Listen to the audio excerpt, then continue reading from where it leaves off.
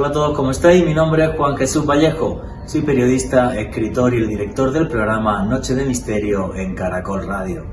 Ninguna civilización en la Tierra duró 3000 años, ninguna nos dejó maravillas tan impresionantes como las 3 enormes pirámides que hay en la meseta de Giza.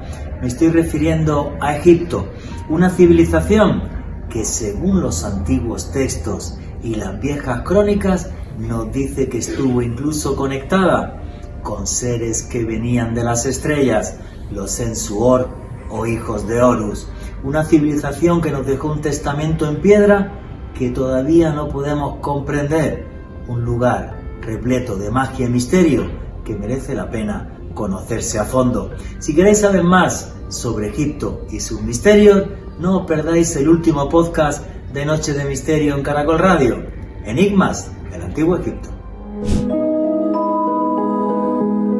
Noche de Misterio. Juan Jesús Vallejo.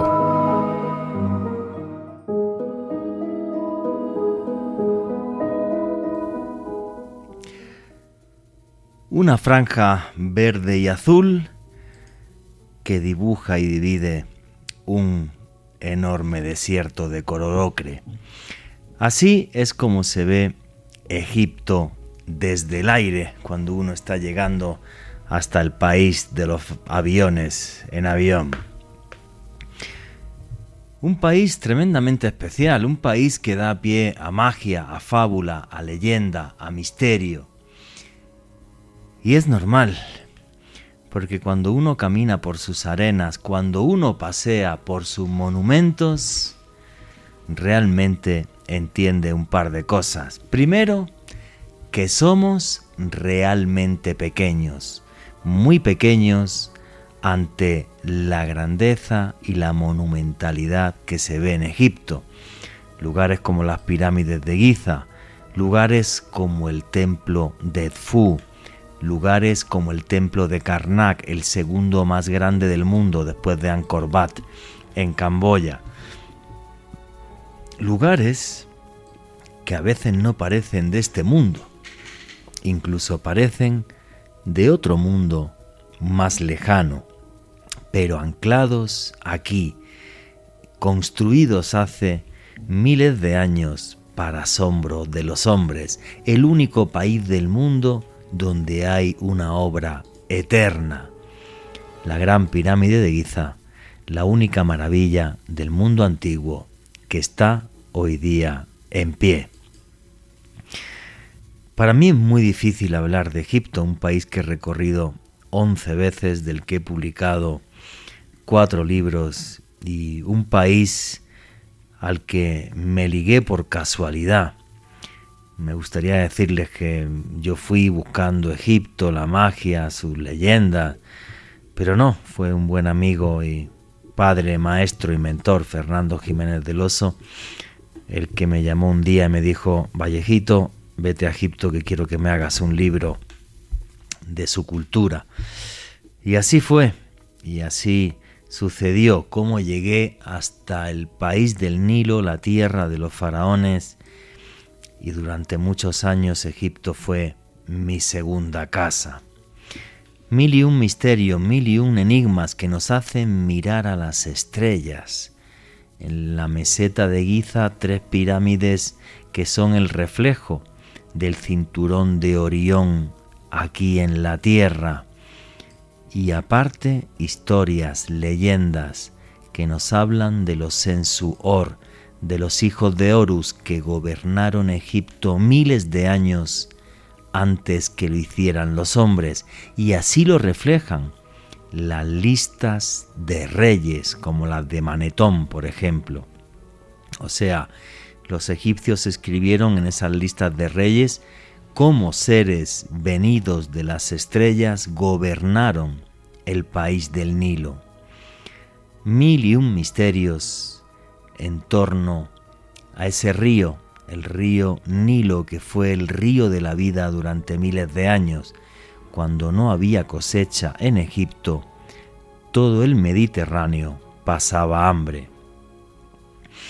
Un país que nos demuestra que la magia existe, que la magia es real, que la magia puede marcar tu vida y que lo mágico por encima del humano es lo único que es eterno. Buenas noches, noctámbulos. Mi nombre es Juan Jesús Vallejo. Lo que queráis seguirme en redes sociales, mi Twitter es @JuanGVallejo, Juan J.E. Vallejo. En Instagram y en Facebook, Juan Jesús Vallejo.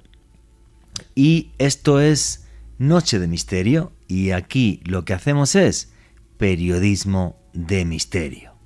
Nosotros os ponemos los hechos encima de la mesa y vosotros decidís qué hay detrás y qué no.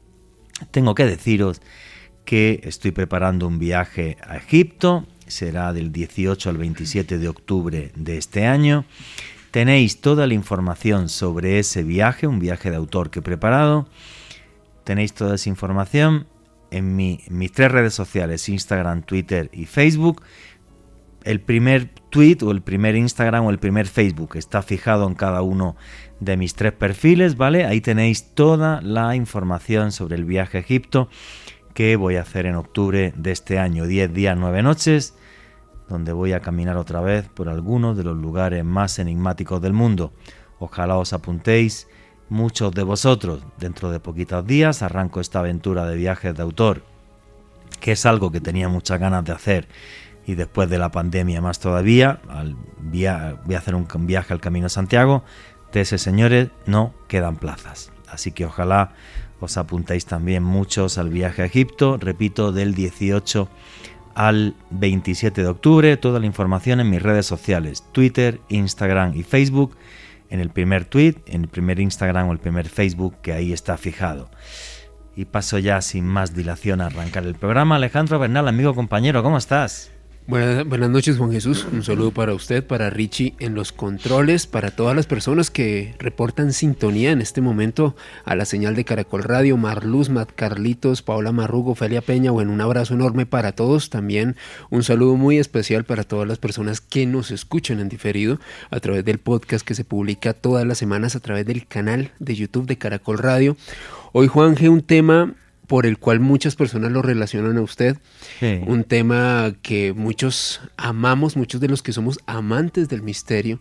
Es imposible pensar en una civilización más enigmática, más increíble, Juanje, que la civilización de Egipto, y creo que tan solo es googlear Egipto, y lo primero que salen son esas 3 pirámides, sí, que son imponentes, que son maravillosas, Juanje, son un portento observar eso tan solo en la pantalla de un monitor. Imagínense ustedes, cualquiera de ustedes que esté acompañando a Juan Jesús en octubre, dentro de unos meses, apreciar este misterio, palpar este enigma de primera mano. Y de eso va el programa de esta noche. Vamos a intentar analizar varios enigmas de los muchísimos que hay de Egipto, una civilización sin lugar a dudas maravillosa. Sí, hombre, esto daría pie para muchísimos programas. Hombre, lo que pasa es que Egipto es la meca del misterio. Sí. La única civilización del mundo que ha durado 3000 años. Se tradujo su escritura hace apenas un par de siglos. Y bueno, pues es que estás en lugares que parecen, con sinceridad, que no son de este mundo. Y cuando empiezas a viajar a Egipto, te das cuenta además de que Egipto tiene un mensaje de que más importante que la tecnología imposible, que la hay, ahora hablaremos de ella, es el esfuerzo que se hizo para dejar un testamento en piedra. Y Egipto es una cosa que te transforma la vida. A mí sí me la transformó. Y luego, cuando investigué bien la historia de los templos, luego podemos hablar de esto, realmente es un lugar que está hecho para transformarte.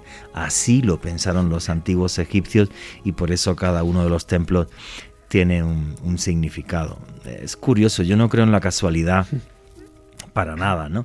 Hoy vamos a viajar con el mejor avión que existe, que es la imaginación. Y lo primero que hablamos esta noche, Alejandro Bernal y yo, cuando nos vimos hace 45 minutos, 50 minutos, aquí en Caracol Radio, en nuestra cueva, hay un estudio que hay al fondo, donde nos metemos siempre, era: ¿qué ambiente tan raro hay en Bogotá? Es como una especie de calma tensa con esto de las elecciones. con perdón, qué mamera. Vamos a hablar de Egipto, que estoy harto de elecciones y de radicalidades políticas. Y estoy mamado ya, estoy cansadísimo. Y es curioso porque hace poco hacíamos un podcast sobre el antiguo Egipto en nuestro canal de YouTube, en Oculto Tras las Sombras, se me olvidó decirlo. A todos los que os gusta el periodismo de misterio, y un canal de YouTube que es Oculto Tras la Sombra. Ahí tenéis podcast todos los jueves y vídeos todos los lunes. Bueno. Pues hicimos un podcast sobre misterios del Antiguo Egipto con Fran Contreras, un buen amigo periodista con el que voy a hacer el viaje al Camino de Santiago. Y nada, y es curioso porque comenté una de las lecciones que me dio Egipto cuando yo subí al monte Sinaí por primera vez. Y nada, eso fue arrancando el viaje. Y yo tenía una Nikon F60 de aquellas máquinas de fotos que me costó toda la plata del mundo, la que tenía y la que no. Sí, sí. Y cuando me subí a lo alto de una piedra del monte Sinaí para hacer las primeras fotos del amanecer. Y al echar la mano derecha hacia arriba para encaramarme, se me movió la cámara y se dio un tortazo y la cámara requiencan timpache amén. Y en ese primer viaje a Egipto, que yo tenía que hacer muchísimas fotos para mi primer libro sobre Egipto, tuve que pedir las fotos prestadas a la gente que me acompañaba porque yo no tenía cámara. Se me fue al carajo. El primer día, ¿vale? Y es curioso, ¿no? Esto del carpe diem, vive día a día, disfruta de lo que te rodea, de lo que tienes. Y hoy, que venía aquí al estudio, y Alejandro Bernal es testigo, pues yo tenía en la mano un libro de Egipto, la 4ª edición del último libro que publiqué de Egipto, Breve Historia del Antiguo Egipto. Se me ha perdido. Sí. Llevo 10 minutos aquí buscándolo como un imbécil, saliendo donde fui a por agua, no sé qué, para acá, para allá, y no sé dónde he puesto el libro, y se perdió. Entonces es como que, no sé, es como que yo no creo en la casualidad. Pueden pensar que estoy loco, pero no creo en la casualidad, ¿no? Y si se perdió ese libro, pues por algo sería. Ya está, no me voy a tirar ni por un balcón ni nada. Muy bonito la 4ª edición, el segundo libro en mi vida que se han vendido 4 ediciones. Pero ya está, si se perdió, pues espero que el que lo encuentre lo lea y lo disfrute y se lo pase bien. ¿Qué más hacemos, no? Qué sábado tan raro, ¿no, macho? Sí, es bastante extraño, Juanje, pero creo que lo más importante es lo que usted decía, Juanje, vamos a volar todos con el vehículo más poderoso, nuestra imaginación, a través del país de los faraones, una cultura enigmática, una cultura cuyo legado, cuyos ecos seguimos percibiendo hasta nuestros días. Y Juanje, algo que habíamos planteado para este programa, bueno, va a ser... Te doy un pequeño inciso, es la primera vez que no tenemos invitado en el programa. Exacto. Porque dije, ¿a quién invito al programa? Que haya estado varias veces en Egipto y tal, y es investigando ese misterio.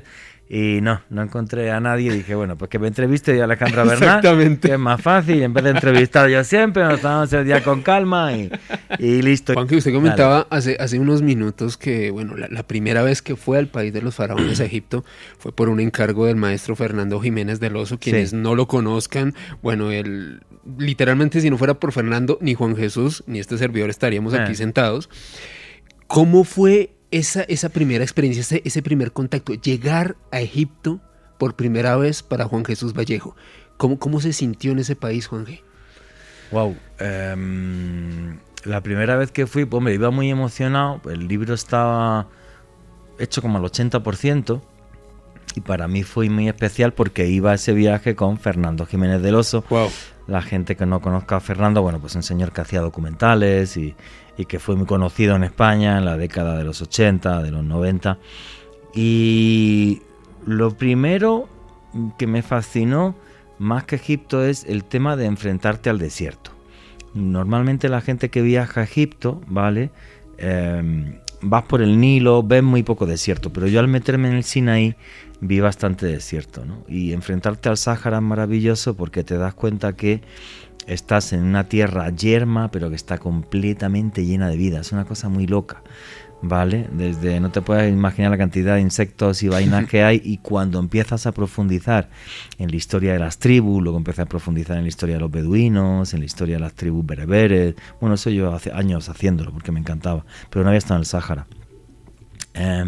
Pues eso me impactó mucho, el desierto y la cultura del desierto. Porque ahí te das cuenta cuando estás con los bedúes o cuando estás con los tuareg, entonces en Argelia, ¿no hay? cuando estás con ese tipo de gente que no tienen nada y que lo tienen todo, son ricos porque son libres. Wow. Y, qué buena reflexión. Sí, efectivamente, en vez de irse a un monasterio budista y tal, a buscar esto que tan de moda está con esto de la New Age, pues con las tribus del desierto lo ves de una forma y es una gente de una sencillez y no te venden nada, ni espiritualidad, ni vaina, ni nada de nada. Eso me impactó muchísimo de ese viaje. Luego de ese viaje tengo 2 flashes, que son los 2 flashes que repito en todos los viajes que hago a Egipto, ¿no? Y este es el tercero que voy a hacer a Egipto, organizándolo yo como viaje de autor. Uno, las pirámides. O sea, realmente, si tú ves Egipto, los templos, vale, pues todo eso es fascinante, flipante. Yo te puedo ir contando un montón de cosas y curiosidades de los templos. Ahora, si quieres me preguntas, me lo sé de memoria, ¿vale?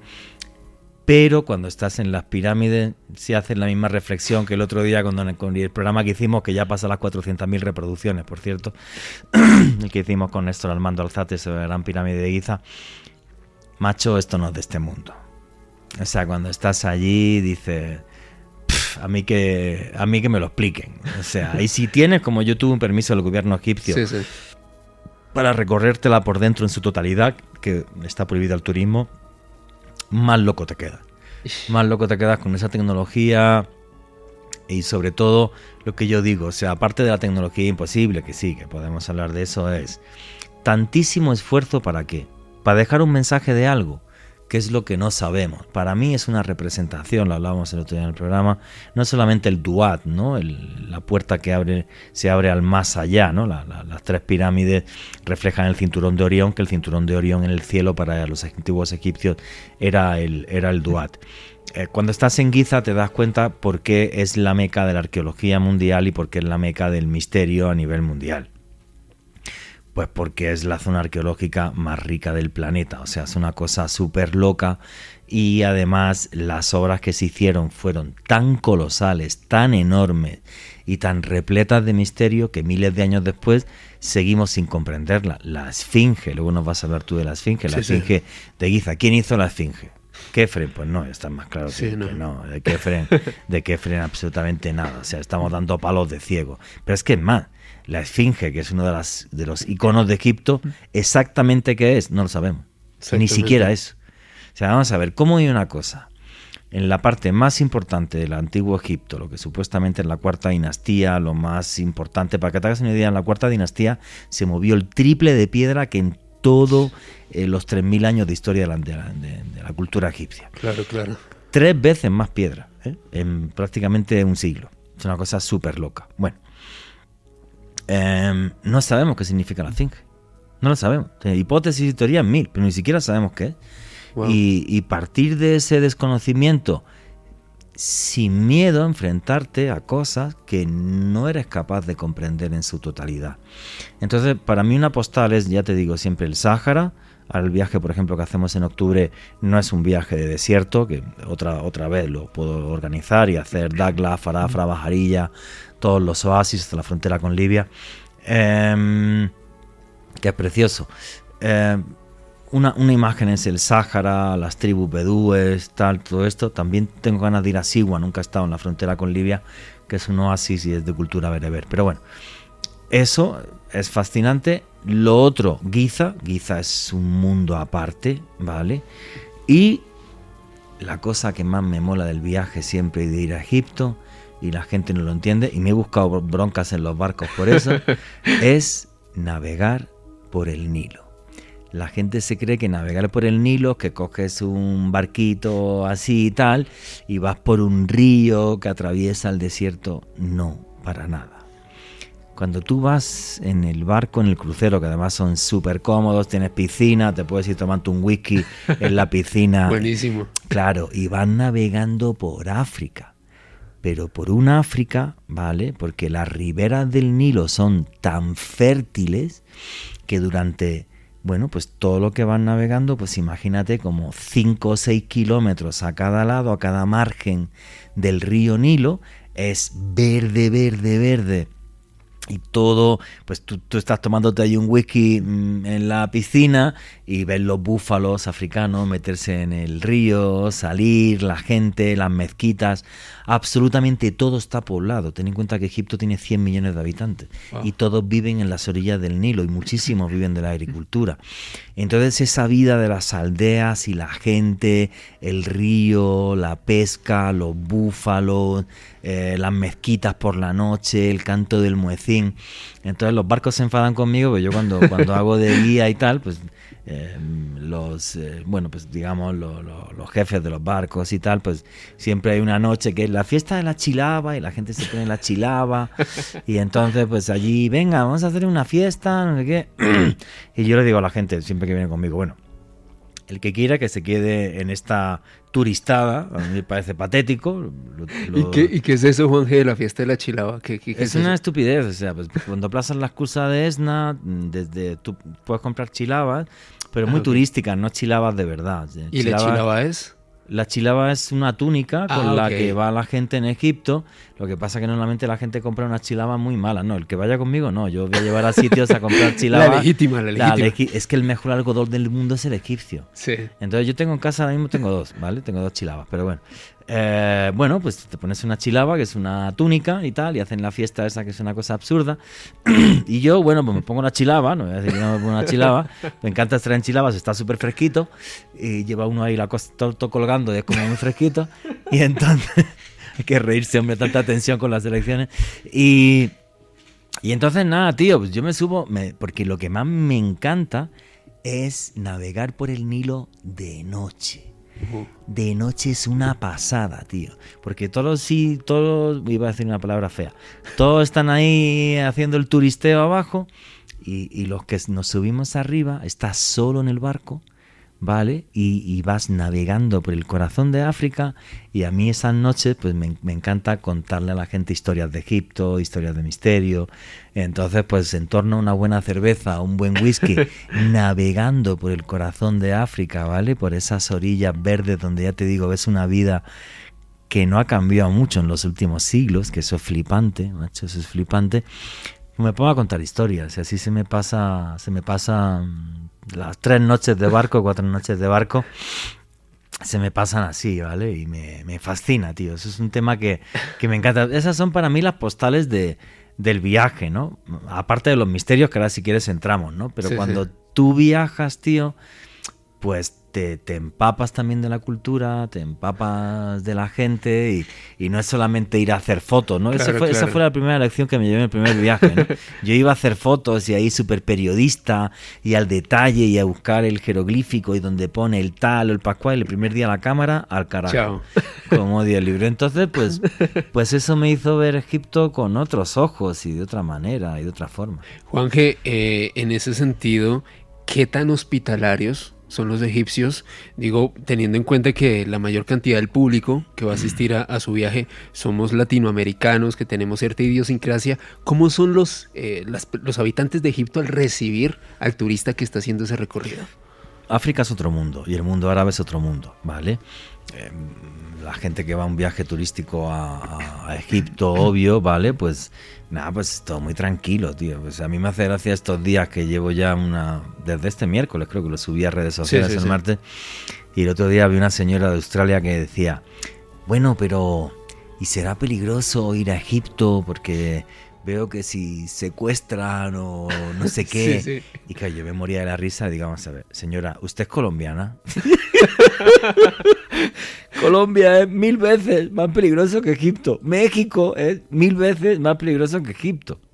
En el mundo árabe no existe que vaya gente con navajas y te asalte y tal, ¿no? El delito está súper castigadísimo, eso no existe ni pasa, ni tienes absolutamente ningún problema de nada, ¿vale? Sí es cierto que te puede resultar cansón a la hora de comprar el regateo, ¿vale? El regateo puede resultar un poquito cansón, eso sí es cierto, y luego la gente en general es muy hospitalaria. De todas formas, en un viaje turístico así, no nos engañemos, no vas a convivir con el egipcio de a pie. Yo es que iba 15 días o 10 días de viaje y luego me quedaba 2 semanas con mis amigos, porque yo tengo un montón de amigos allí. Es más, pues es fácil, si alguno está por allí, pues hasta que los conozcan, ¿no? Entonces vas a ver un poco más como no como vive la gente de allí, que nos tocaría ir, no sé, hacer vida egipcia y tal, pero sí vas a conocer gente que te va a hablar con toda sinceridad de cómo es la vida en un país árabe, que esto para los occidentales tiene como muchos rollos y muchos tabúes en la cabeza, ¿vale? Es que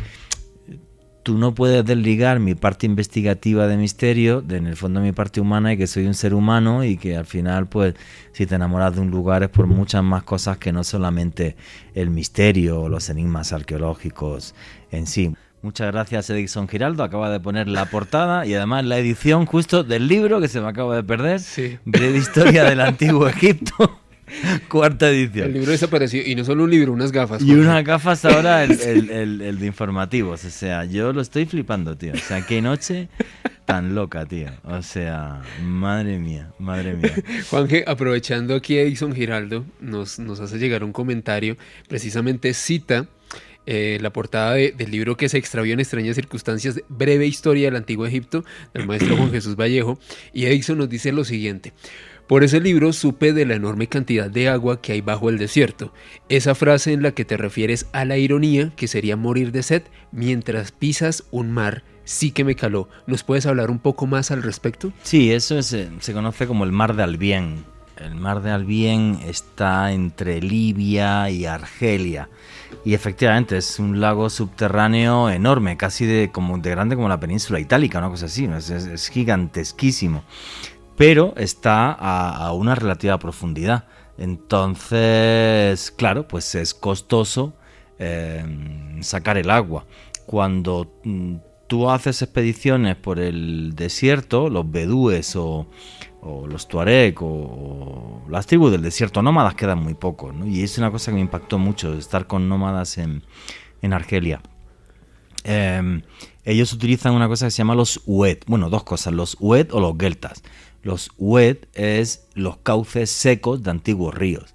Entonces, en los cauces secos de antiguos ríos se pueden excavar y más o menos entre 10-20 metros siempre sale agua.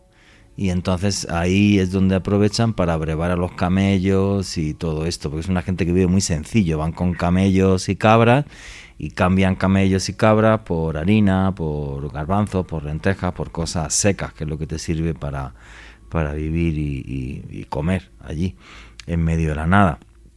Y los otros sitios que utilizan para brevarse de agua se llaman geltas. Los geltas es entre las rocas, cuando hay rocas donde apenas da el sol y queda un hueco, pues ahí el agua no se evapora. Lo que pasa es que es un agua muy ponzoñosa, yo no sería capaz de beberla. O sea, bebí un poco una vez porque estábamos ya un poco jodiditos de agua, con pastillas potabilizadoras, ¿vale? Pero los tuareg cogen y se ponen el velo en la boca y beben eso, que es un agua de color verde, ¿vale? Pero ellos sí se la beben, yo no sería capaz de beberme eso. Y así aguanta esta gente, sí, y así viven, pero con una... Wow. Y luego eso sí, o sea, por ejemplo en Egipto es curioso, si vas al poblado nubio y tomas comida nubia, verás que es una comida que es una mezcla súper curiosa, tío. Imagínate un queso fresco, que es queso de cabra, sí. Un queso fresco pero con muchísima sal, ¿vale? Y comen eso con melaza de caña de azúcar. Claro, si tú tomas muchísima sal, retienes líquido y aguantas todo ese calor, y al tomar melaza de la caña de azúcar ingieres muchísima glucosa y tienes energía. Entonces es una combinación. Sí, claro, o sea, mira, allá donde fueres haz lo que vieres, o sea, eso es una cosa que tengo muy clara, ¿vale? Pues usted puede reír de la chilaba y tal, no hay nada mejor para el calor extremo. Es lo mejor del mundo, efectivamente. Juanje, aquí por interno, Paola Marrugo, quien nos escucha desde Cartagena, nos hace la siguiente pregunta: ¿qué tanto se puede entrar en las pirámides? ¿En cuáles se puede y en cuáles otras no? Normalmente, o sea, siempre está abierta Keops. Sí. Y Keops tiene 3 cámaras, una que está debajo de la meseta de Giza, porque la pirámide está encima de una superficie rocosa. Entonces, debajo de la meseta de Giza hay una cámara, que es la cámara del caos, esa está cerrada. La cámara de la reina también está cerrada. Entonces, tú llegas, subes y subes por un sitio que se llama la Gran Galería hasta la cámara del supuesto faraón, que nunca se encontró ni faraón ni nada. O sea, la de Keops siempre está abierta y luego suele estar abierta o Kefren o Niquerinos. Kefren es así un poco claustrofóbica y no tan compleja por dentro, ni mucho menos como la pirámide de Keops. La más compleja por dentro y todo de hacer es la pirámide de Keops. Kefren es mucho más fácil y Niquerinos todavía más fácil y más pequeña, sí, efectivamente. Y aquí Paola también nos pregunta, ¿es complicado para las mujeres viajar solas a Egipto o no hay ningún problema si fueran solas? No se lo recomiendo. Ah, ok. No se lo recomiendo. O sea, no creo que pase nada, pero no...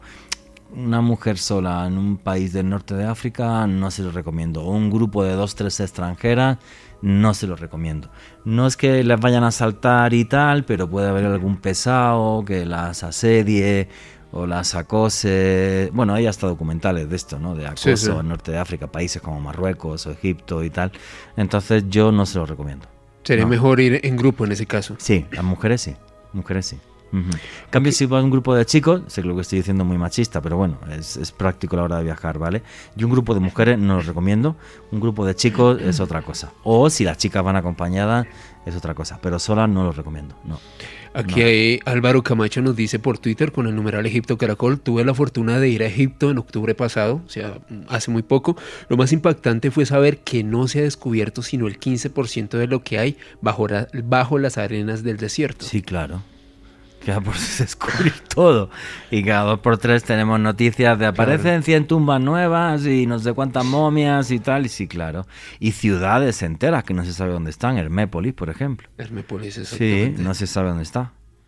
Aquí Don Pirobo saluda a Juan G y le hace la siguiente pregunta: ¿por qué las cunas de la civilización, ya sea Egipto, México, Perú, etcétera, con miles de años de sociedad, siguen teniendo grandes desigualdades sociales y pobreza? Pues eso sería la pregunta del $1.000.000. O sea, las culturas más antiguas del mundo, ¿vale? Si nos vamos a civilizaciones más antiguas, bueno, sí, vamos a ver. Sería en América Caral, que está en Perú, tiene 5.000 años de antigüedad. La antigua Sumeria, 5.000 años de antigüedad, que estaríamos hablando del actual Irak, sobre todo. Perú es un país tremendamente desigual, sí. Irak es un país tremendamente desigual, sí. Pakistán, Mohenjo-Daro y Harappa tienen 5.000 años. Pakistán es un país súper desigual, sí.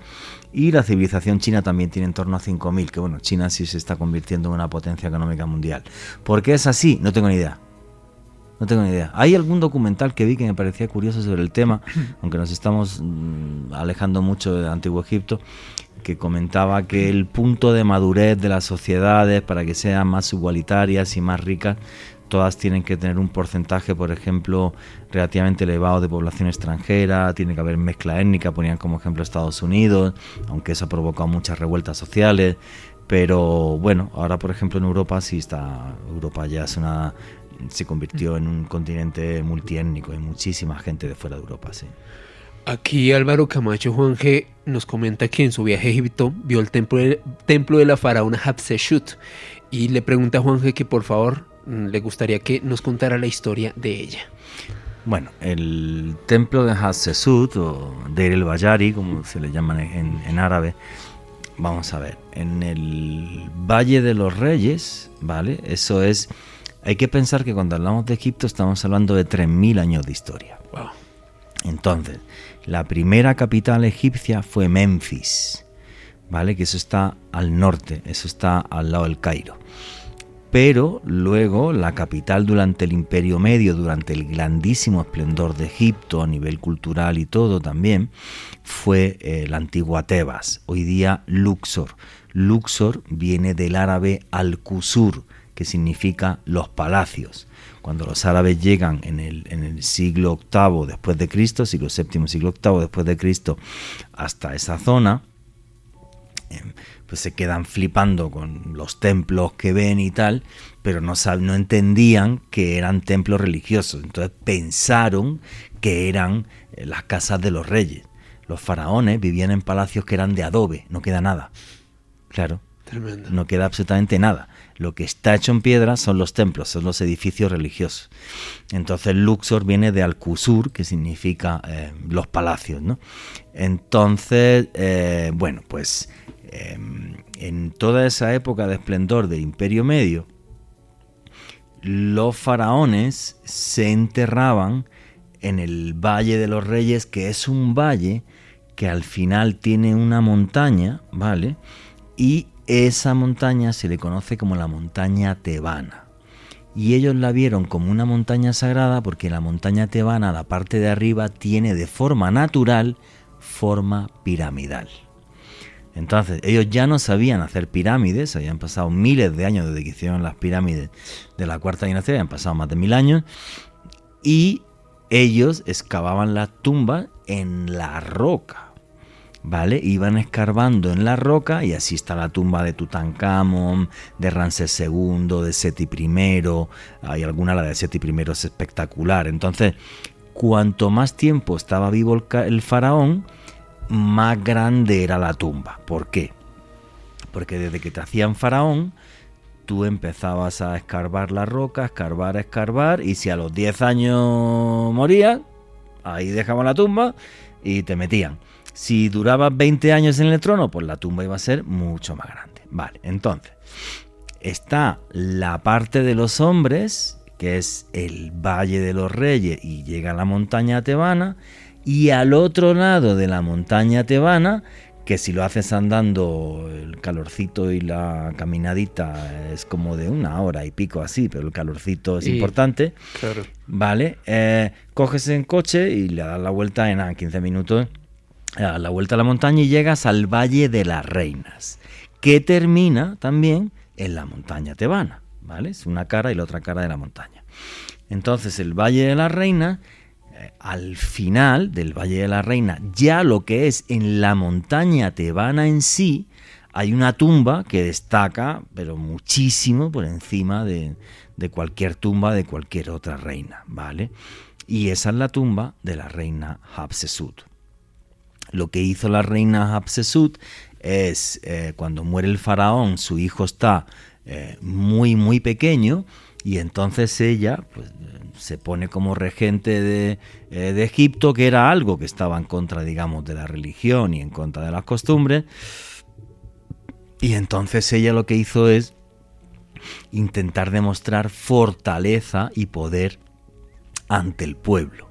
Por eso tú vas a Karnak, que hay un obelisco flipante enorme de granito rosa, pues ese obelisco lo hizo construir Hatshepsut, para demostrar su poder, ¿vale?, militar y arquitectónico y tal, al pueblo.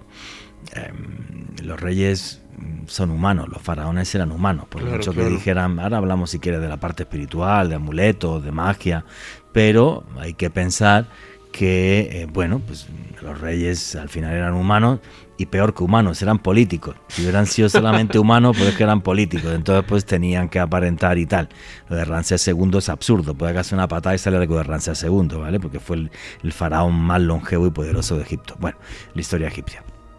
Entonces, en esa montaña tebana, en la parte llegas por el Valle de la Reina, llegas y hay una tumba que es muy espectacular, que tiene como varios niveles, ¿vale? Y dentro de que ves varios niveles, en la parte de arriba donde está la tumba de Hatshepsut, y detalles curiosos, bueno, los que vengáis conmigo al viaje os voy a explicar 1000 detalles curiosos de 1000 cosas, ¿vale? Cuando tú estás arriba, todas las estatuas de Hatshepsut les falta la nariz. La nariz, sí. Y eso se hace para maldecir a alguien en el más allá. Cuando ella muere, su hijo es el que manda que mutilen las estatuas para que su alma no respire y su recuerdo se borre de la historia. Fíjate qué maldad. Entonces, su hijo fue el que mandó a hacer eso. Entonces, pues bueno, pues veréis que las estatuas están mutiladas, se la maldijo en el más allá. Y hay una parte que yo le explico siempre cuando va la gente conmigo, que es muy curiosa, porque no está claro todavía dónde es. En el segundo nivel a la izquierda, creo que me lo sé de memoria, macho. En el segundo nivel a la izquierda, ¿vale? si uno camina y vas con alguien que te lo explique bien y conozca ese tipo de cosas, vas a ver un montón de grabados, y en esos grabados pues se ve una expedición de un montón de barcos como al África Negra, ¿vale? Y ves una gente de color negro y luego aparece una señora que tiene una deformación genética, tiene elefantiasis. Uf. Y tiene los brazos y las piernas muy gruesas y tal, pero no como obesidad, sino como una enfermedad. Sí, sí. Lo que narran ahí los textos son las expediciones que mandó Hatshepsut al país de Punt. No está claro y sigue habiendo cierta polémica en qué era el país de Punt o dónde estaba el país de Punt o por qué era tan rico el país de Punt que interesaba tanto mandar expediciones allí para comerciar. Porque muchos dijeron que era Somalia. No está claro porque ellos traían una serie de ungüentos y tal, y esos ungüentos, por ejemplo, tenían antimonio. No hay antimonio, no se encontró en la antigua Somalia. Eran expediciones por el río Congo, podría ser por el tema del oro, porque el río Congo era muy rico en oro, los pueblos del río Congo siempre han tenido oro. Podría ser el río Congo, pero realmente no está claro dónde era ese país de Punt. Repito, los egipcios eran humanos. Y de la espiritualidad vamos a hablar ahora si queréis, porque estoy hablando, sí. Los estoy poniendo así que como si fueran más brutos que yo, que ya es difícil. Pero bueno, mira, ¿tú sabes el esclavo que más valía en el antiguo Egipto? No te lo vas a creer. El esclavo que más valía prácticamente su peso en oro, y se hacían expediciones solo para buscarlos y cazarlos, los pigmeos. Wow. Un negrito pequeño. Pagaban prácticamente su peso en oro, porque eran los bufones de la corte o de la gente muy muy rica. Entonces lo tenían para hacer gracias y chistes, y sí. Como elemento exótico. Divertimento. Sí, efectivamente. O sea, pues el mundo antiguo cuando lo investigas es así, y creo que cuando lo investigas tienes que hacerlo sin tapujos y tienes que ver pues esa parte de espiritualidad que es fabulosa, ¿no? Pero tienes que ver la parte humana, pues porque eran seres humanos y con perdón se tiraban pedos igual que usted y que yo, sí. Por muy faraón y hijo de Dios que fueras. O sea, tenías que ir a hacer popó y te tirabas tus cuasquitos, o sea, está más claro que el agua, ¿no? Entonces pues, tenían sus debilidades, los faraones se casaban entre hermanos y la gran mayoría eran imbéciles, ¿vale? Pero siempre, los reyes de España. Tú vas a ver la historia de los reyes de España y eran todos una panda mongólicos, es verdad, se casaban entre primos hermanos, eran todos idiotas. Pero igual que en España tenían la figura del valido, en Egipto estaba la figura del sumo sacerdote, que era la gente que manejaba los hilos del poder, de la economía y todo. Y el rey lo que acababa siendo es un referente religioso, que era Dios en sí. Bueno, pues como el emperador en Japón, que se sigue denominando descendiente directo del sol, ¿vale? Entonces, pues hay que ver todas esas cosas, ¿no? Y me parece bonito porque las facetas humanas y los seres humanos somos así. Y estamos llenos de luces y de sombras. Y me encanta a la gente enseñarle el preservativo de Tutankamón cuando vas al museo de Egipto, que es el preservativo más antiguo que se conserva en el mundo, un preservativo de lino. Bueno, pues le gustaba al hombre también darse sus revolcones sin dejar embarazada a la que no le interesaba y tal. Entonces, pues eso no deja de ser curioso. Y luego cuando te metes en la parte de los templos y luego el problema y lo bueno de hacer viajes de autor y de ir con gente que conozca y tal, por ejemplo, ¿no? O sea, claro, los guías egipcios en general, Dios me perdone, espero que no digan esto, hay muchos que son muy, muy malos, muy malos. Se han leído 2 libros de arqueología, los repiten como papagayos y ya. Y no les saques de ahí porque no entienden más nada, ni más historias, ni... No han profundizado. No han profundizado pues porque no es su carrera, no son sus estudios, ¿no? Claro. Entonces pues se saben el ABC y listo. Yo, claro, a mí me odian en algunos sitios en Egipto, pues, me acuerdo, pues llegamos un día a una joyería y No, el escarabajo es un símbolo de protección. A ver, vamos a ponerle a esto. O sea, y vamos a dar una pincelada de espiritualidad antes de llegar a la segunda hora del programa, que bueno, otra vez el guión destrozado, yo traía aquí 40 cosas. Ahora hablamos en la segunda hora de la cosa. Mira, ¿por qué era tan importante ese símbolo en el antiguo Egipto? Y yo esta charla siempre la doy y resumo lo que era así la espiritualidad egipcia, lo complejo y lo bonita que era. El escarabajo, cuyo nombre es Jefer o Jefri, Jefri significa el que es. Entonces, los antiguos egipcios pensaban que el universo se había creado a través de un dios que era el dios Hunum. El dios Hunum, que tiene su templo en Esna, el dios Hunum se representa como un huevo, ¿vale? Como el huevo cósmico. Y la vida venía de Ra, del sol, que era redondo. Entonces, el escarabajo, ellos veían que cuando amanecía los escarabajos hacían bolas de estiércol, de popó, ¿vale? Sí. Y veían que de esas bolas de popó que eran circulares, como era circular el sol o la representación del dios Hunum, nacían lombrices sin sexo. Y eso es lo que no podían entender. Entonces pensaban que el escarabajo te podía dar la vida sin sexo en el más allá. O sea, podía renacer en el más allá sin que hubiera una cópula de por medio. Por eso todas las momias egipcias, en la muñeca derecha o en el corazón, se les ponía, ahora comentamos el tema de la momificación si queréis, se les ponía un jefer, un escarabajo. El que tenía plata, pues ese escarabajo era de lapislázuli, ¿vale? De una piedra semipreciosa, el lapislázuli, el más puro del mundo a día de hoy, sigue siendo el lapislázuli afgano. Los egipcios traían el lapislázuli. Cuando veis el rostro de Tutankamón en esa máscara de oro, pues eso es el lapislázuli traído de Afganistán. Bueno, pues se ponían en la muñeca derecha con de lapislázuli un jefer o en el corazón, para renacer sin sexo en el más allá.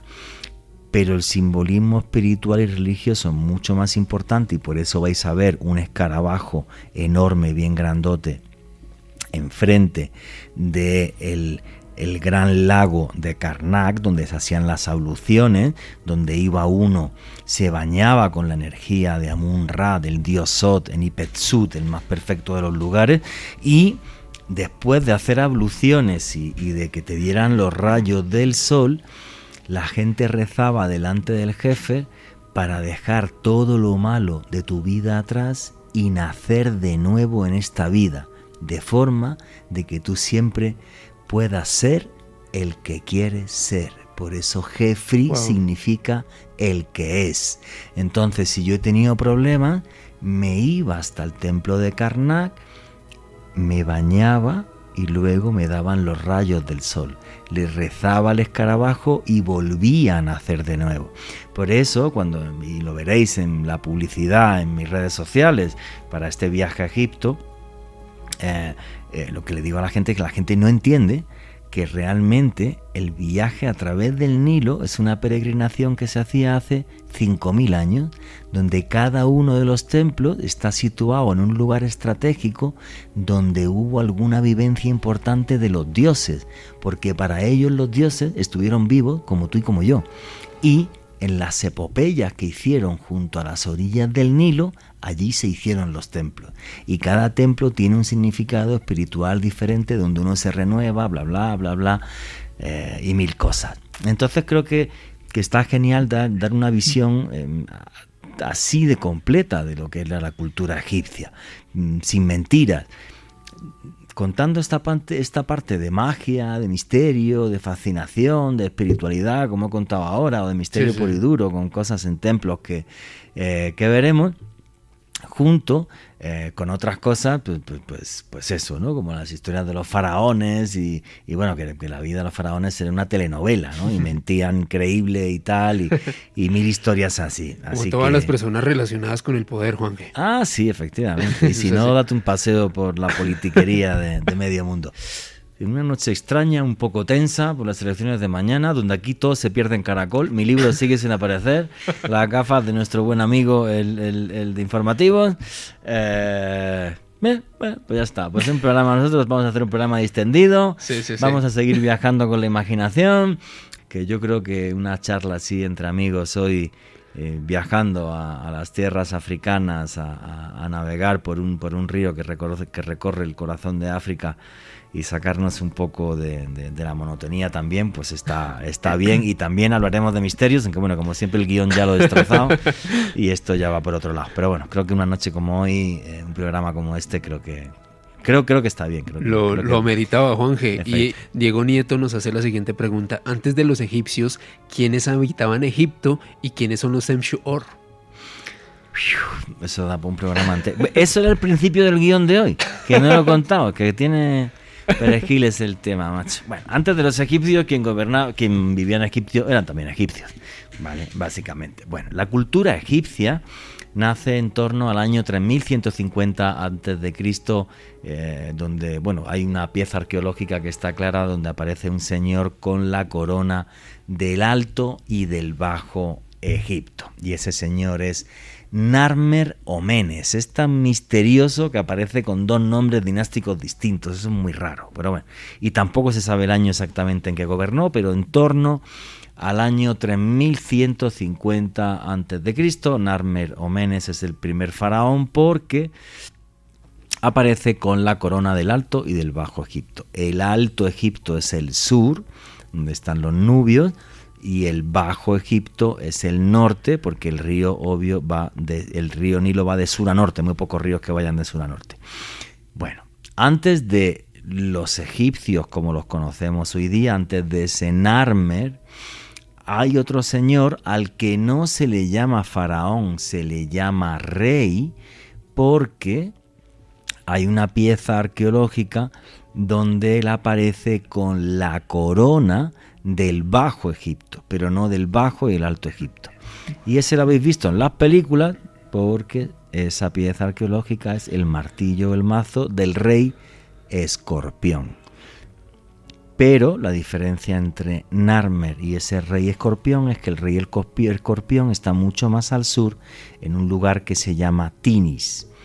Antes de que Menfis fuera la primera gran capital de Egipto, está claro que hubo al menos este rey en Tinis, que está más al sur, y esa cultura se le llama cultura tinita. Si uno va a Tinis, llegas y ve, es que está todo destruido, era todo de adobe, entonces no queda nada, ¿vale? O sea, no merece la pena ir a Tinis. Y antes de eso, una cultura que se llamaba la cultura nagada. Es curioso porque en estas culturas anteriores a la egipcia, que nace, repito, entre 1150 a.C., pues eran capaces de hacer prodigios tecnológicos increíbles. Por ejemplo, los vasos tallados de diorita. La diorita es una roca que tiene una dureza más de 8. Lo increíble es cómo hacían una vasija todo perfecto, pulida. En la parte de arriba, la boca es muy estrechita, cabe el dedito, y en cambio por abajo está horadada como si hubieran metido algún tipo de taladro. Eso no lo vas a ver luego, más tarde, cuando supuestamente tenían más tecnología y hacían pirámides y vainas. No lo vas a volver a ver.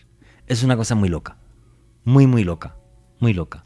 Es como que, perdón por interrumpirlo, es como si en Egipto, incluso la misma historia de esta civilización tan antigua, en un momento lograran un portento tecnológico, años después eso se extraviara, se volvía a repetir y sucedieran otras cosas. Es muy extraño eso.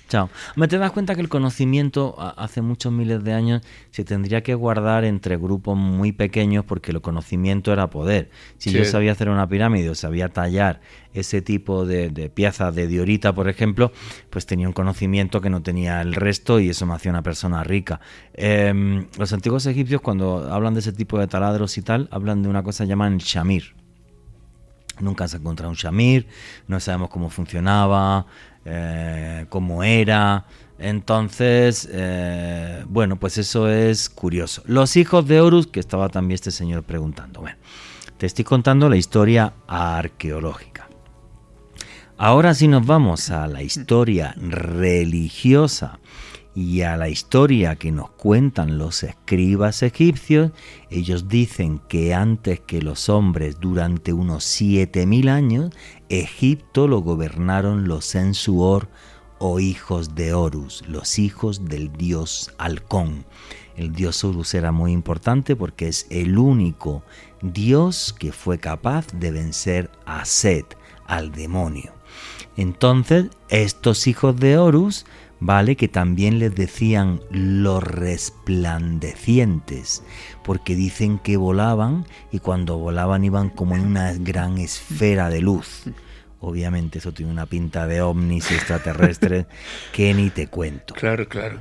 Respecto a eso y algunas cosas, las contamos en el canal de YouTube Oculto tras la sombra. Tenéis un vídeo que se llama El plan de los dioses egipcios, que ahí lo podéis ver muy claro. Una cosa que es muy curiosa es que hace pocas décadas, dentro de la ciencia, surgió una teoría que es la teoría de la panespermia. Esto significa que la vida llegó a la Tierra pues en un cometa, en un meteorito. Pues en un cometa, el hielo del cometa cayó en el agua y había bacterias y vainas, y esto creó la primera sopa de vida. Bien, una de las cosas súper locas, si hablemos de enigma, de tecnologías imposibles y demás.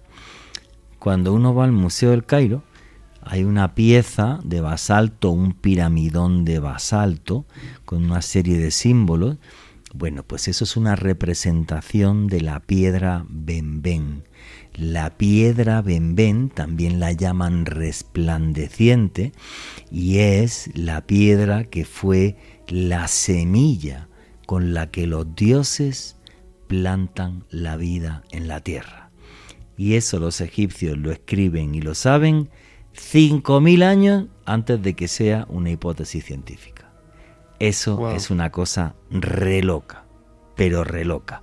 Y luego, además se detalla en las listas de Manetón, pues que estos señores gobiernan más de 7000 años, lo dicen además con fechas y todo. Es una cosa súper loca, efectivamente. Los hijos de Horus, los Sensuor.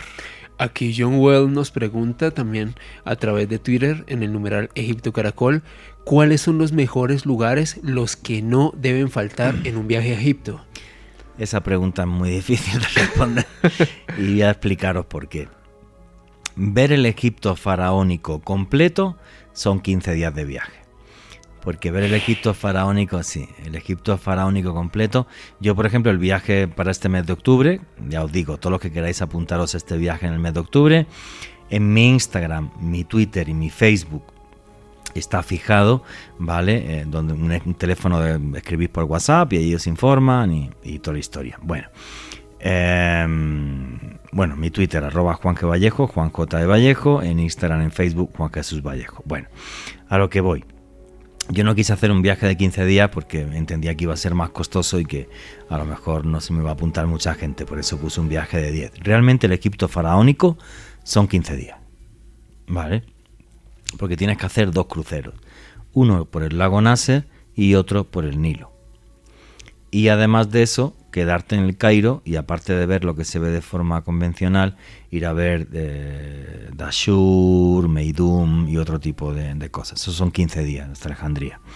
El Egipto faraónico completo. Pero si te gusta el desierto, puedes hacer desierto. Y te puedes ir desde el Cairo y haces Dagla, Farafra, Bajarilla y llegas hasta Luxor, yendo por el desierto. Antes se podía dormir en el desierto blanco, que era muy espectacular, porque el desierto blanco es un desierto de tiza. Es una pasada, tío. O sea, como dormir en la luna, es increíble. Ya no dejan. Pero bueno, es otra forma de ver Egipto, donde ves muchas cosas que tienen que ver con la cultura del desierto, algún templo en medio del desierto que es muy curioso de ver, y bueno, ver la monumentalidad de Luxor o la del Cairo, ¿vale? Otro viaje a Egipto que es completamente distinto, ¿vale? Que eso es una cosa que la gente no sabe. Yo en este viaje voy a dar una pincelada porque vamos a ir a Santa María de Zeitún. Es que los monasterios más antiguos del mundo están en Egipto, San Antonio, San Pablo, que hay monasterios increíbles como los de Wadi Natrum al norte, donde sacaban las sales de Natrum para hacer las momias, que ahora os cuento lo de las momias si queréis, que eso a la gente le encanta. Entonces, ver el Egipto copto serían como unos 8 o 10 días, calculo yo. O sea, hay mal contados, Juanje, 25 días, casi un mes. Es que estás Mal hablando de uno de los contados. patrimonios arqueológicos más grandes del mundo. Wow. Claro, tío. Y todos los monasterios coptos son patrimonio de la humanidad, no, es una pasada. O sea, por ejemplo, mira, si un día hiciera un viaje así en plan de enigmas del cristianismo en Egipto, solamente hay 2 iglesias en el mundo donde están representadas las imágenes del Apocalipsis. La visión de Juan en la isla de Patmos de cómo sería el fin del mundo. Una de ellas está en Rusia, la otra, que es la más antigua, la representación más antigua del Apocalipsis en el mundo y que está dentro de un monasterio, en San Pablo, en el monasterio de San Pablo en Egipto. No me dejaron grabarla los monjes, pero la pude ver. Está en una capilla aparte. Wow. Eso, lo flipas, tío. Porque ves lo de las fanfarrias, tal, no sé qué, los sellos. No, es una pasada, tío. O sea, eso es como ver un cómic del fin del mundo dibujado hace 1600 años. Wow. La primera y única vez que se dibuja en la época justo en la que el cristianismo toma ese toque apocalíptico. Eso es una pasada, tío. Pero claro, me dirá la gente, ¿y por qué no? No, es que claro, si quieres ver todo eso, tenemos que pegar 3 semanas en Egipto. Por lo menos. Sí, claro, serían como 3 semanas. Yo una de las cosas que tenía planeada, pero son 15 días, que bueno, yo creo que sería un poquito más, ¿vale? Como me gusta tanto el desierto, es hacer Siwa. Siwa es el único sitio arqueológico de Egipto donde no he estado, y de desierto. Es hacer desde Siwa hasta, te lo voy a decir ahora mismo, hasta el norte de Sudán, hasta Jebel Barkal, hasta las pirámides Nubia, por desierto en unos 15 días, 17 días. Es un viaje que me encantaría hacer, ¿vale? Quedándonos en aldeas, en el desierto, tal, todo eso. Pero claro, ese es un tipo de viaje que yo creo que hay menos gente que se apuntase, claro. Y tal, porque es un viaje muy diferente, que es un poco más de aventura y con mucho desierto y que vas a acabar en una maravilla de la egiptología como es Jebel Barkal, porque es que hay más pirámides en Sudán que en Egipto. Exactamente. En Egipto ves las de la 4ª dinastía allí en Giza y luego te dicen, esto es una pirámide, y ves allí 4 ladrillos caídos y dices, pero a ver, ¿usted está en serio? Y tal, sí, la tecnología se perdió. No sabían hacer pirámides después, ni idea. Entonces es una cosa muy loca. En Nubia sí. Pero claro, o sea, fijaros que llevo ya un mes, ¿no? No se puede. Entonces, por ejemplo, el viaje que yo he diseñado ahora para octubre, pues sí puse por lo menos ir a ver los templos de Dendera y Ábidos para ver lo que sería esa peregrinación por el Nilo de forma completa. Eso sí se puede hacer. En pocos días, ¿vale? En 10 días. 10 días, 9 noches. Eso sí lo puedes hacer, sí. Qué maravilla, Juanje. Aquí John Calderón nos pregunta lo siguiente. Juanje, ¿qué has traído a tu casa de tus viajes a Egipto? ¿Amuletos? ¿Reliquias? Pregunta. Amuletos, sí. Yo siempre que voy a un viaje a Egipto, siempre... Ya es una pena porque la última vez que estuve, ya el man no está. Después de la pandemia esa horrible. Yo me buscaba un man que me suministraba lapislázuli afgano. Uy. Y me daba los... Porque a mí no me gusta la joyería convencional esta ahí cargada de oro y tal, a mí eso no me gusta, ¿vale? Yo conseguía lapislázuli afgano, de todas formas con los contactos que tengo puedo conseguir, tranquilos los que vengan al viaje a octubre. Ya saben. Lapislázuli afgano. Y en Khan el-Jalili mismo me buscaba allí una joyería y tal, y en un par de horitas me lo engarzaban en oro, pero muy finito, y entonces me lo podía poner eso luego con un hilo de cuero. Y era un colgante, y tuve 2 así. Uno, y esto me dan hasta ganas de llorar, cuando murió mi hermano me lo arranqué y se lo puse en el ataúd, ¿vale? Antes de que lo incineraran. Y el otro se me perdió hace 2 o 3 años. Ya he tenido 2 así. Ahora este año cuando vaya en octubre me haré otro así. Aquí Enrique Bustos nos pregunta, Juanje, ¿existió contacto entre el antiguo Egipto y la antigua Sumeria y Caldea? Sí, claro. Y se ponían en guerra y todo. Claro que existía. O sea, el nacimiento de la civilización en sí, hay que hablar de la antigua Sumeria hace 5.500 años, y solo 4 siglos más tarde arranca la civilización egipcia con Narmer, como se estaba comentando. Ese primer teléfono para hablar con los dioses con forma piramidal en la historia son los zigurat en Mesopotamia, antes de las pirámides de Egipto. Vale, eso es. Gerardo Torres por interno, a propósito, un saludo para toda la gente que nos oye en Ciudad de México, quien está muy interesado en el viaje, nos pregunta lo siguiente: Juanje, ¿qué temperatura va a ser en Egipto en la fecha en la que usted va a realizar el viaje? Bueno, pues yo he estado alguna vez ya en esa época, y dentro de que es Egipto, es África y es el Sáhara, hace menos calor. O sea, por las mañanas en el ¿Es como Nilo, otoño, Juanje, o es antes de otoño? Es otoño. Por la mañana es otoño, finales de otoño, porque justo nos da 18. Sí, efectivamente, es otoño. No, o sea, por las mañanas a lo mejor en el Nilo tienes que ponerte una chaquetita, pero muy muy fina, y ya. Y luego por la tarde te puedes bañar en la piscina del barco tranquilamente, que eso mola mogollón. Sí. Así que muchas gracias a la gente que nos ha hecho llegar sus comentarios, que han hecho este programa tan distendido, Juanje. Muchas gracias de verdad por todas las personas que han estado ahí comentando. Háganos llegar sus preguntas, porque Juanje está con muchas ganas de responder sus preguntas sobre Egipto. Sí, al final pues otra vez el guión al carajo, pero es que con este día tan tenso que hay en Colombia, creo que ameritaba un programa así. Pues venga, vamos a darnos un paseo mental por Egipto y ya, y relajémonos, efectivamente. Tal cual, Juanje. Juanje, dentro de la cantidad de viajes que usted ha realizado, que de hecho el último fue hace... El año pasado. Casi como un año, ¿no? No, menos. Yo estuve el año pasado en Egipto, en octubre precisamente. Estuve en el Cairo y estuve en Alejandría, pero fui a hacer una publicidad. O sea, era como si famoso de serie B. Entonces fui a hacer una publicidad. Por cierto, que la publicidad, que yo sepa, estaba finalista en Cannes, creo que en sostenibilidad o no sé qué. Fui a hacer una publicidad a Egipto, efectivamente. Podéis ver el vídeo si entráis en YouTube y ponéis Cleopatra Jeans. Si ponéis Cleopatra Jeans, pues ahí aparecerá un vídeo donde salgo yo muy poquito. Es una campaña publicitaria a nivel mundial, y bueno, esa es la última vez que fui, aunque estuve muy volcado en hacer la publicidad y en el mundo copto, que conozco también, ¿vale? Sí. En el mundo cristiano egipcio. Y bueno, pues fue muy divertido, ¿no? Fue para mí reencontrarme con el país de los faraones de la forma que menos me lo esperaba. Creo que la vida te da siempre sorpresas y no creo en la casualidad. Y fue eso, ¿no? Pues fui a hacer una publi, sobre todo en Alejandría y un poquito en el Cairo, eso es. Juanje, y esta es una pregunta que creo que se la hice también en privado, pero quiero aprovechar a que usted la responda aquí en directo.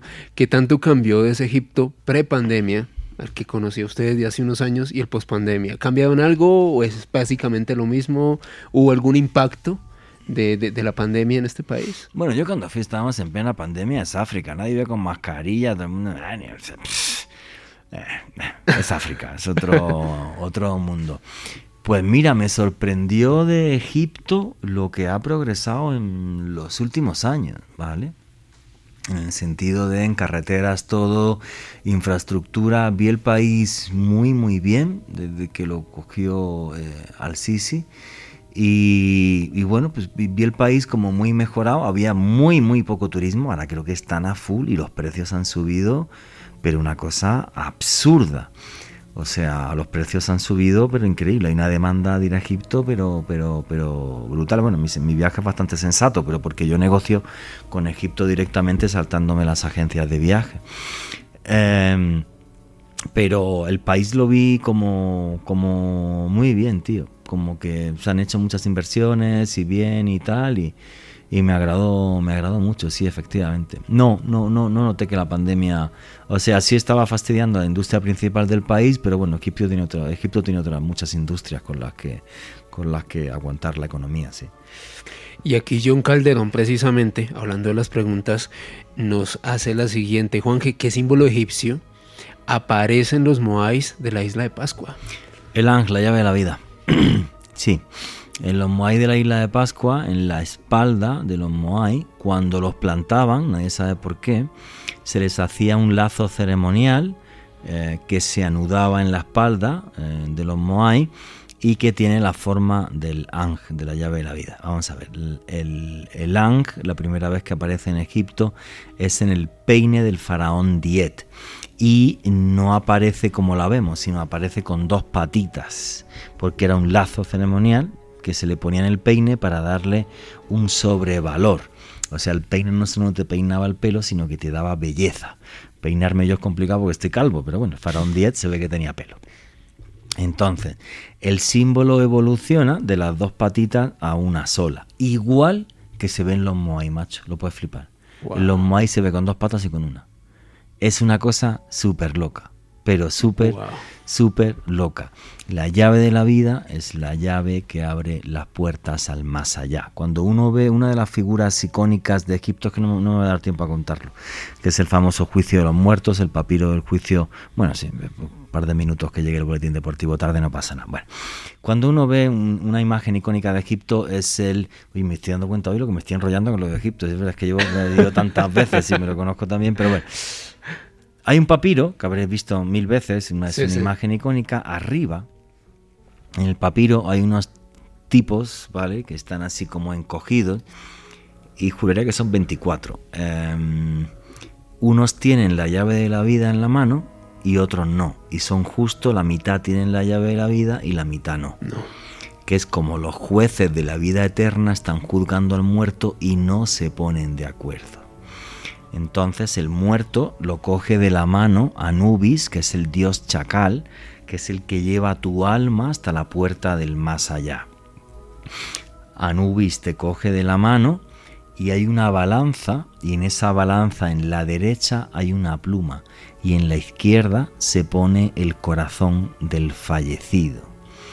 Si tu corazón pesa más que la pluma por el odio que tuviste y lo mala persona que fuiste, al lado se ve un ser grotesco con la cabeza verde, que es una mezcla entre hipopótamo y cocodrilo. Wow. Es un demonio, y entonces si tu corazón pesa más que la pluma de la diosa Maat, que es la diosa de la justicia y de la justicia eterna y divina, porque para ellos el Maat se daba también en vida como una especie de karma, ¿vale? Si tu corazón pesa más que la pluma, te come el demonio que hay a la izquierda del dibujo. Si tu corazón pesa menos que la pluma, como es la representación, el muerto pasa a coger la llave de la vida para abrir la puerta del más allá, donde aparece un dios que tiene la cara de color verde, que es Osiris, el dios del más allá. Y detrás hay dos mujeres que son Isis y Neftis, sus hermanas. Una la diosa de la vida y la otra la diosa de la magia. Esa es una imagen súper icónica del antiguo Egipto. Aquí Lina Yasno nos hace la siguiente pregunta, aprovechando la hora. ¿Qué es lo más conocido sobre el tema erótico en la cultura egipcia? Uy, hay un papiro, el papiro de Turín, que eso es un libro porno, ¿vale? Es un tema ahí súper curioso. No, hablaban de sexualidad con total y absoluta normalidad, incluso hasta de zoofilia y de absolutamente todo. Había cosas que estaban mal vistas, juraría, como por ejemplo era la masturbación femenina. Sí. Estaba mal vista y alguna cosa así, pero eran como muy libertinos, o sea, muy libertinos o divertidos, yo qué sé, o sea, eran bisexuales, homosexuales, no había ningún problema de absolutamente nada y efectivamente disfrutaban de su sexualidad sin tapujos. Carlos Martínez nos pregunta lo siguiente: ¿qué papel jugaban los sueños en la cultura de los egipcios? Súper importante, porque a través de los sueños se adivinaba el futuro. Es más, eran tan importantes que hombre y mujer dormían en habitaciones separadas para que sus sueños no se mezclaran, efectivamente. Sí. Eran una cultura, exactamente como decía Juanje, que tomaba muy en serio el significado de los sueños y el de la palabra. También, la palabra era muy importante. Bueno, era tan importante el tema de la palabra que los soldados, por ejemplo, cuando salían de Egipto, se cambiaban el nombre, por si los apresaban o algo, que nadie supiera su nombre porque te podían matar, pero si no sabían tu verdadero nombre no te podían maldecir en el más allá, con lo cual podías seguir vivo en el más allá. Sí, lo de la magia en el Antiguo Egipto era un tema fascinante, pero fascinante, sí. Así que, Juanje, si quiere, continuamos surcando. Hombre, por habla tú algo, que te he hecho que te prepares algún tema y aquí estoy yo de un monólogo. No, aquí estamos felices, Juanje, porque usted es el hombre de la experiencia, pero pues precisamente hablando de una de las mayores figuras icónicas de Egipto, tendríamos que hablar sin lugar a dudas de la Esfinge, la estatua más grande y famosa del mundo antiguo, Or-Enakhet, el horizonte de Horus. Así se le denominaba a esta increíble esfinge para hablar sobre este gran hallazgo arqueológico, Juanje. Uy, es que no sé por dónde arrancar. Bueno, voy a iniciar por el siglo XIX, 1816, cuando Giovanni Caviglia excavó por primera vez en la era moderna lo que hoy se conoce como esta gran esfinge, esta gigantesca estatua. Sacó a la superficie, aparte de esta estatua, una buena cantidad de antiguos secretos. ¿Qué origen podríamos determinar sobre la construcción de esta esfinge? Hay uno que se especuló, o que se le atribuye mucho durante mucho tiempo, pero luego fue desmentido, la estela de Tutmosis IV. Y es que los egiptólogos ortodoxos hasta hace un buen tiempo decían que en esta estela en realidad pues se podría llevar al origen de esta esfinge. Muchos se la achacaban al faraón Kefren, porque pues fue el constructor de la segunda pirámide más grande de Giza, y aparte de eso, la estela de Tutmosis IV se encontró en una de las patas delanteras de esta esfinge, pero pues con el paso del tiempo, pues esta hipótesis, esta teoría fue totalmente desmentida. Es que había dos elementos ahí fundamentales. Uno, que la estatua de Kefren, de Diorita, que está en el Museo del Cairo, se encontró muy cerca de la esfinge. Sí, sí. Por cierto, si algún día van a ver la esfinge y ven allí a todo el mundo echando monedas en un pozo, que sepan que ni es un pozo de la suerte ni nada, es el pozo donde estaba la estatua de Diorita de Kefren. Sí. Y los guardianes de la esfinge se han inventado que era el pozo de no sé qué vaina y todos ahí echando plata para que luego ellos se lo gasten por la noche de fiesta.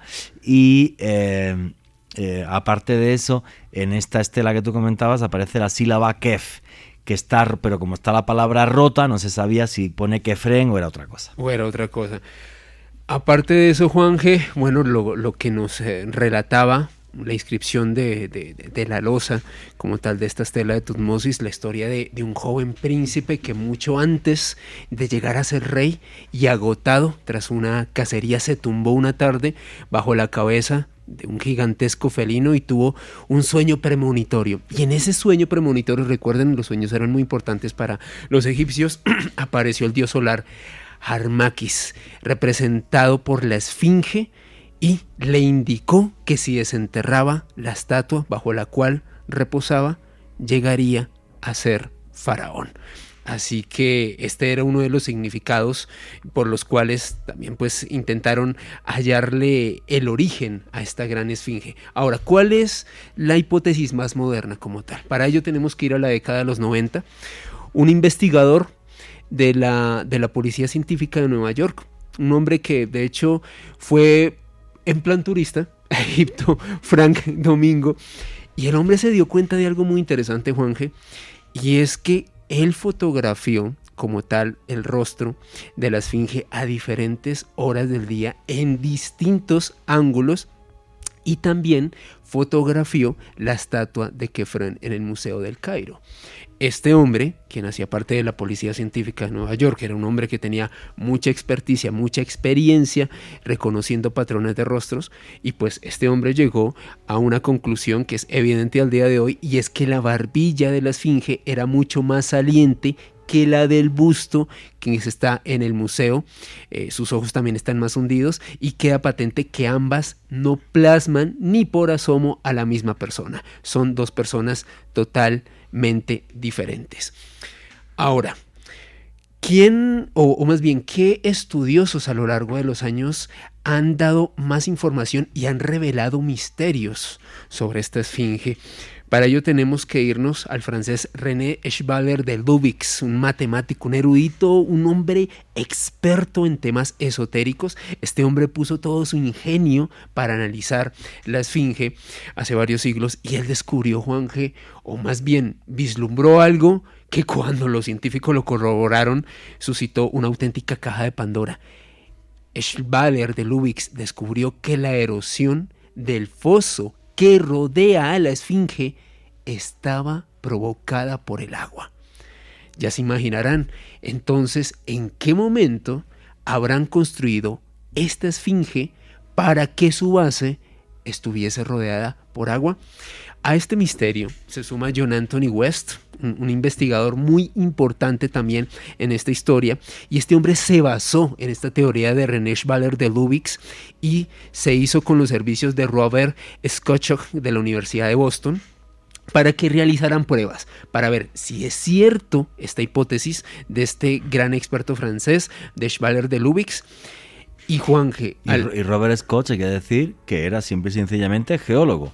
Él fue a hacer una datación geológica de la erosión por agua que hay en el foso de la Esfinge. Exactamente, y cuando realizó esas pruebas, Juanje, pues este hombre llegó a una conclusión que, increíble, sin lugar a dudas, pone de cabeza toda la historia, todo lo que concebimos como Egipto al día de hoy. Y es que determinó que la erosión del foso estaba producida por agua y su construcción habría que remontarla hasta el año 6500 a.C., en una época al principio de la civilización, pues cuando estaba surgiendo hasta ahora la civilización egipcia. Ahora, ¿qué sucede con todo esto?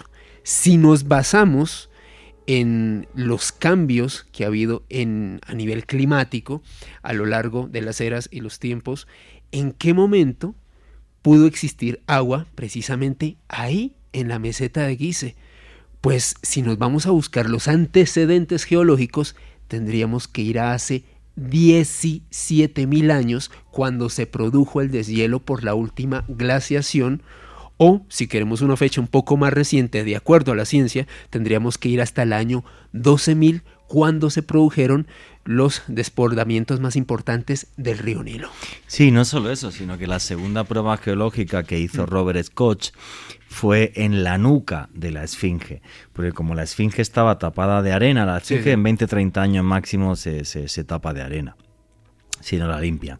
Entonces, nada, pues como tenía la nuca justo a ras del suelo, pues presenta una erosión por el Yamsin, por el viento del desierto. Y entonces la prueba geológica ahí era muy sencillo, en función de cuánto tiempo ha dado el Yamsin, cuánto ha roto de la nuca de la esfinge. Y la fecha le dio exactamente igual, en torno al 6500 a.C., o sea, como realmente si aquello estuviera hecho hace 8500 años, mucho antes de que la arqueología certifique que nació la cultura egipcia hace tan solo 5.150 años. Esto habría que añadirle 3.500 años más. ¿Sí? Eso que decía Juan G. hace unos instantes es supremamente importante a la hora de entender la esfinge. La esfinge, si no se le brinda el cuidado adecuado, el desierto la entierra, sí, la pone bajo arena. Sí. Hay algo muy interesante también sobre este monumento, Juan G., y es que los templos que rodean a la esfinge no muestran un canon estético que corresponda con el resto de obras. Sí, eso es flipante. Es definitivamente como si lo hubieran hecho. El canon estético del templo que hay al lado de la esfinge no tiene absolutamente nada que ver con los templos que va a haber uno janolando el río Nilo. Para nada. Y eso es otra cosa también súper loca, pero súper loca. Ahora, ¿qué misterios nos aguarda esta esfinge? ¿Habría la posibilidad de que alguien hubiese vislumbrado la posibilidad de hallar una biblioteca o algo debajo de este monumento? Pues para hablar de eso, Juanje, tendríamos que remontarnos a un profeta, un hombre que tenía muchas visiones, que fue muy popular en la primera mitad del siglo XX, Edgar Cayce, el profeta durmiente. Resulta que este hombre, en octubre de 1935, tuvo un sueño Y en ese sueño, fíjense por qué la palabra sueño es tan importante, no solamente en esta historia, sino en sí en la cultura egipcia. Edgar Cayce, este profeta durmiente, afirmó haber tenido una vivencia, haber observado en este estado onírico cómo supervivientes de la Atlántida construían el complejo de Giza con sus pirámides y la Esfinge para crear allí una gran biblioteca donde pudiesen almacenar todos sus conocimientos. De hecho, Edgar Cayce llegaba a decir que esta biblioteca será descubierta en una sala antigua con documentos históricos allí donde la línea de la sombra y de la luz cae entre las patas de la Esfinge. Les repito la fecha, octubre de 1935. Ahora, alguien, desde el punto de vista de la ciencia, ha investigado si existe la posibilidad latente de que exista esta biblioteca con todo el conocimiento del antiguo Egipto en los pies de la Esfinge. Pues para ello tenemos que irnos nuevamente década de los 90. Thomas Dobzhaky, un sismólogo de la Universidad de Houston, un hombre que estaba realmente muy obsesionado con esta visión que había tenido Edgar Cayce. Pues resulta que Dobzhaky llegó a Egipto junto con el investigador John Anthony West. Los dos hicieron equipo y comenzaron a hacer un estudio exhaustivo para comprobar si en efecto bajo la Gran Esfinge habría algún túnel, alguna cavidad sin excavar. Pues resulta, Juanje, que después de hacer varios estudios como tal, hallaron las serias evidencias de la existencia de una sala rectangular que se encuentra justo debajo de las patas de la Esfinge, que coincidiría precisamente con esa visión que tuvo Edgar Cayce en el año 1935. Sí, es fascinante, efectivamente. Está demostradísimo que debajo de las patas delanteras de la Esfinge hay una oquedad que tiene toda la pinta de ser una galería artificial. No se puede entrar dentro porque sería como bucear en chocolate, o sea, no sabemos qué hay porque la capa freática del río Nilo la tiene inundada. ¿Qué hay ahí? Pues un gran misterio. Serán para algunos los antiguos archivos de la Atlántida, como decía Edgar Cayce, pues no sé. Juanje, lo triste de esta historia es que cuando Dobzhaky y Anthony West encontraron esto en el 93, fueron expulsados por las autoridades de Egipto y no los dejaron investigar más. Por eso hasta el día de hoy es un gran misterio. Juanje, aquí precisamente Edison Giraldo nos hacía una pregunta bastante interesante y que creo que es como un tópico muy común a la hora de hablar de Egipto. Los gatos, ¿qué importancia tenían los gatos en el antiguo Egipto? Pues primero porque según, si mal no creo, los gatos, tal y como los conocemos hoy día, se domesticaron en el antiguo Egipto. Muy útiles para acabar con las ratas y además por la diosa Bastet. Exactamente. ¿Cómo se llama tu gata? Exactamente. Efectivamente, porque Bastet es la protectora del hogar. Entonces es muy fácil encontrar en Egipto momias de gatos. Incluso lo momificaban para que protegiera tu hogar en el más allá. Eso es un tema muy, muy curioso. También está preguntando por aquí, a ver si lo veo. Y Juanje, para terminar el tema de los gatos, cuando un gato fallecía en el seno de una familia en el antiguo Egipto, como símbolo de respeto de la familia al fallecimiento de este animal, se rasuraban las cejas para rendirle tributo. Ese era el luto que se le guardaba al gato cuando fallecía en el antiguo Egipto. Qué curioso. Está preguntando Carito EA si Jesucristo estuvo en Egipto. Sí, Jesucristo estuvo en Egipto. Eso nos dicen las Sagradas Escrituras, y no solamente las Sagradas Escrituras nos dicen que Jesucristo estuvo en Egipto. No sabemos cuántos años estuvo allí.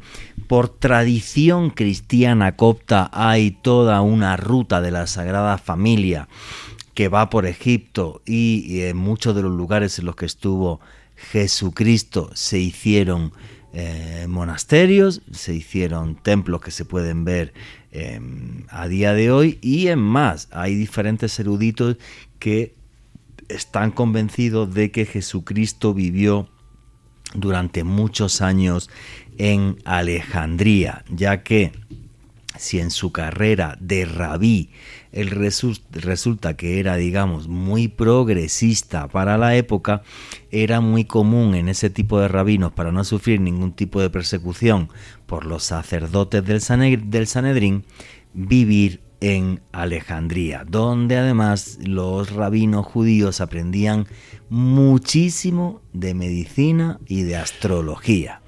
Cosa curiosa, que fueran 12 los apóstoles de Jesucristo, como 12 son los símbolos del zodiaco. La representación más antigua de un zodiaco está en Egipto, está en Dendera. La gente que venga este año en octubre conmigo la va a ver. Bueno, va a ver la réplica.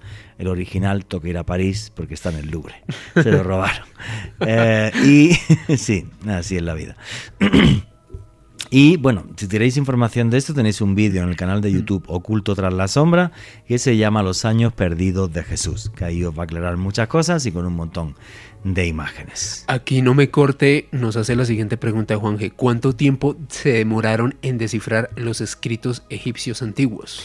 Wow, madre mía, se nos ha olvidado contar la historia de Champollion, que era la única que me había preparado, lo demás, pues que nada más que me pregunten y ya.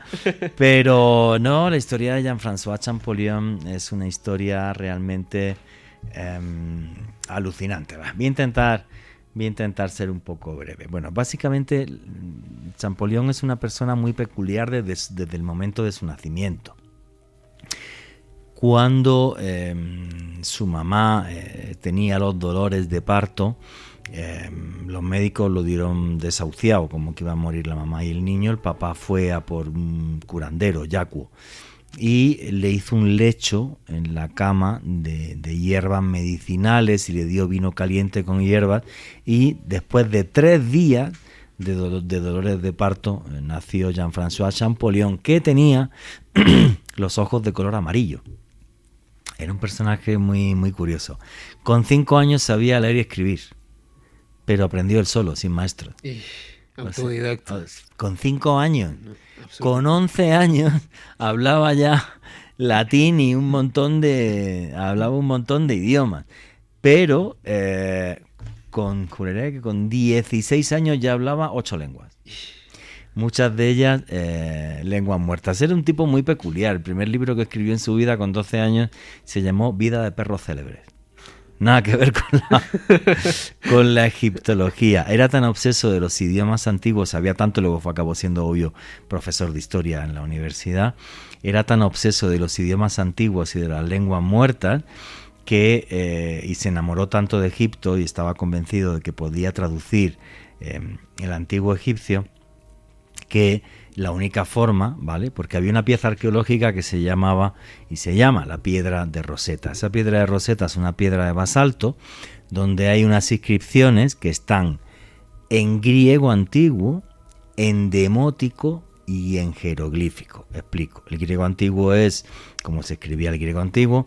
El demótico es cuando Alejandro Magno conquista Egipto y los faraones que quedan desde entonces son de origen griego, como Cleopatra, que falleció, era de origen griego. Bueno, pues estos, para poder entender el egipcio, lo escribían en demótico. Lo escribían con una serie de letras y tal, para ellos poder entenderlo, y con sus escribas. Vale, pues estaba en griego antiguo, estaba en demótico, y el tercer idioma en el que estaba era el jeroglífico. Entonces él pensaba que si sabía bien demótico, aparte de griego antiguo, sabía bien demótico, podría llegar a traducir el egipcio. El problema es con quién hablaba copto. Y entonces, cuando era capaz de hablar en copto delante de sus amigos, le preguntó una vez un día a uno: oye, pero ¿cómo es posible que tú hables copto si nunca has estado en Egipto? Y le dijo: es que yo hablo todos los días 1 hora conmigo mismo. Entonces, una cosa súper loca. El tipo era un auténtico genio. Bien, el problema es que los textos de Heródoto decían que cada símbolo era una palabra, y todos estaban convencidos de que cada símbolo era una palabra. El señor Champollion llegó a la conclusión de que los jeroglíficos egipcios no son jeroglíficos, no cada símbolo es una palabra. Llegó a la conclusión de que cada símbolo era una representación gráfica de un sonido. ma, me, mi, mo, mu, ta, te, ti, to, tu, así, más luego algunas sí podían ser palabras. Obvio, cuando él presentó la traducción de la piedra de Rosetta le dijeron que estaba pirado, que eso no era así. Pudo ir a Egipto ya muy mayor, recopilando un montón de información del antiguo Egipto y traduciendo un montón de jeroglíficos. Jamás se lo aceptaron. Murió sin que la ciencia lo aceptara.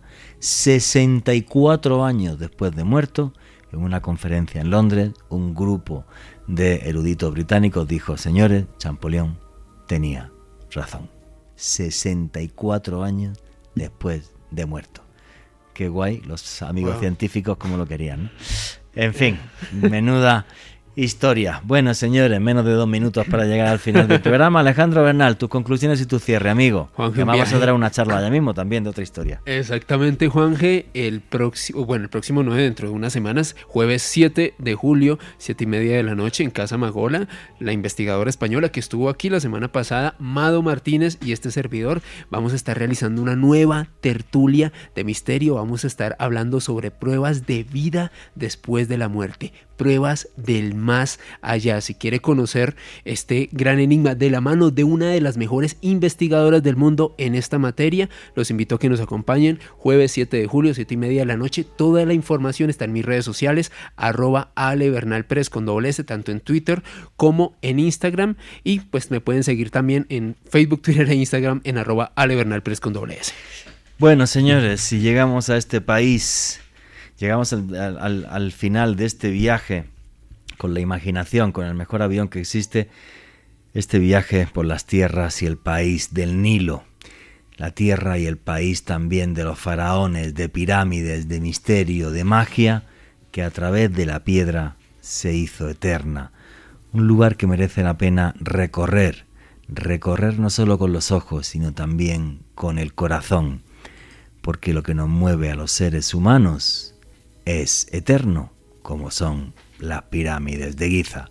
Y nunca olviden que vivimos en un mundo mágico porque está repleto de misterio.